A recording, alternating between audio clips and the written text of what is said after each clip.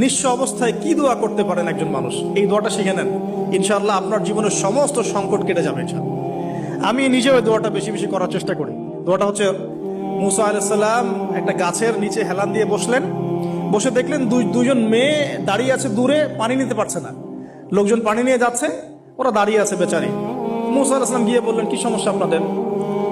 এটা নিয়ে আপনারা আবার মেয়েদের সাথে কথা বলার চেষ্টা করেন না, ঠিক আছে? তো মাহারাম গায়রা মাহারাম মেনে চলে।